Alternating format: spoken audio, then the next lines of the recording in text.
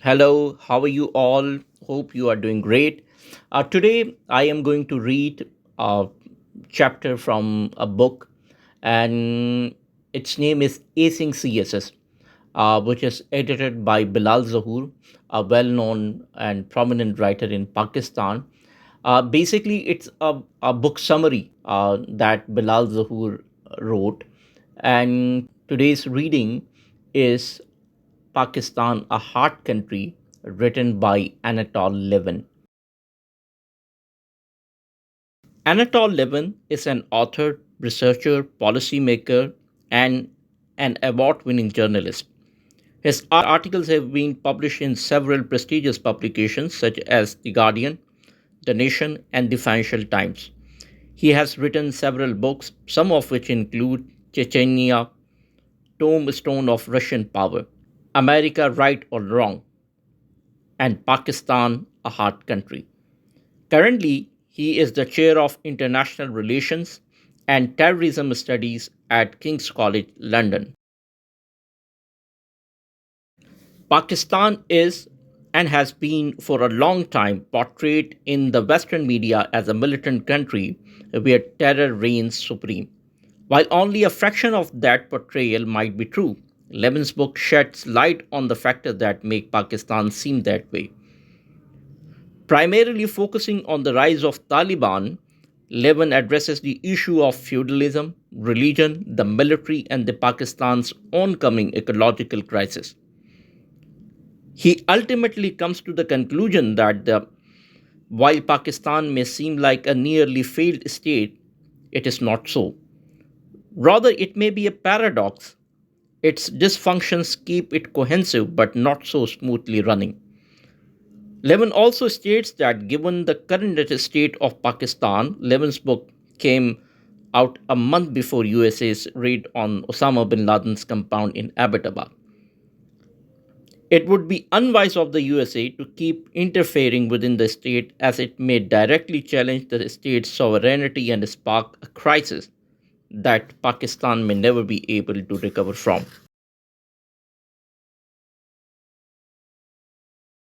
While Levin's book is a thorough and objective rendering of Pakistan's failed political system, perpetually staggering economy, patriarchal institutions that make life for women increasingly difficult, and much more.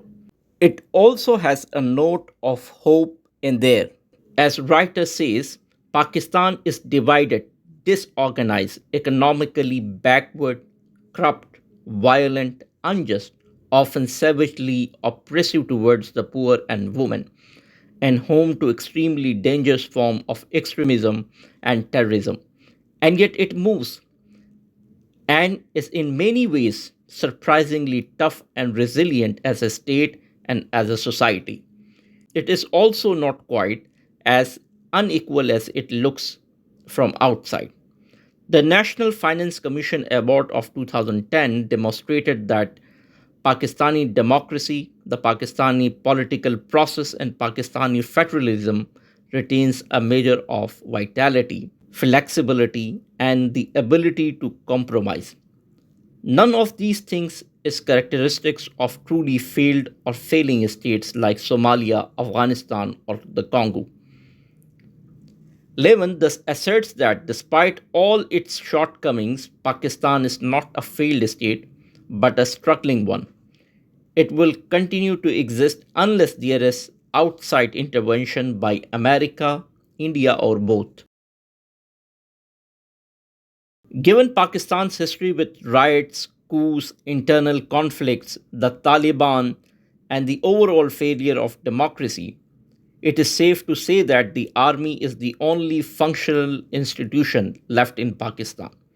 So much so that the civilian governments themselves have often asked the military to step into aspects of government because of its greater efficiency and honesty. This may be attributed to the fact that whenever politicians make a mess or whenever there is a crisis in the country, the case of Lal Masjid being an example, the army swoops in and saves the day. Another example is that of notorious 2009 floods, which ravaged certain areas of Pakistan.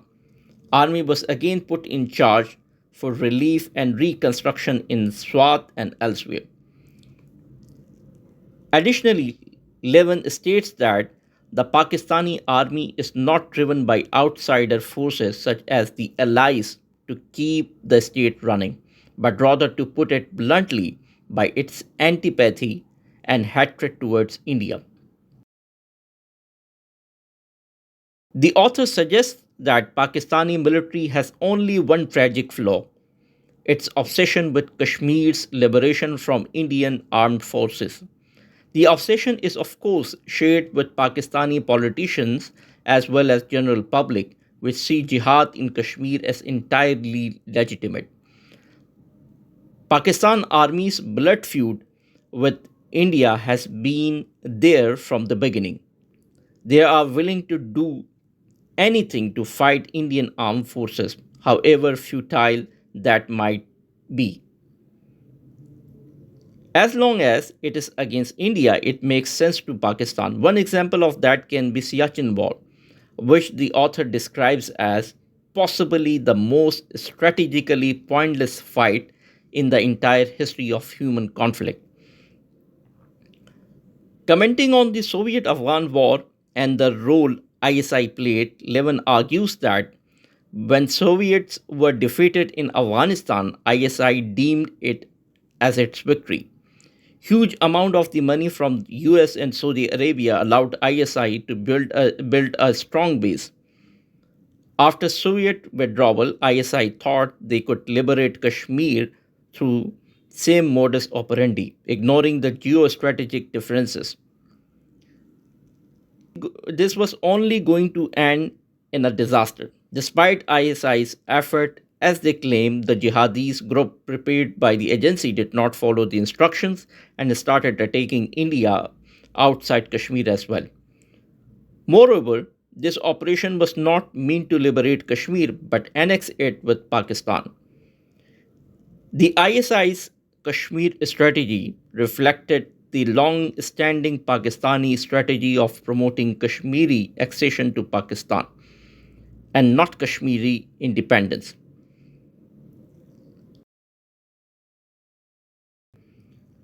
Lieven argues that support for Islamist rebellion against the Pakistani state is so far present only in the Pathan areas, and in only some of them, in other words, less than 5% of the population.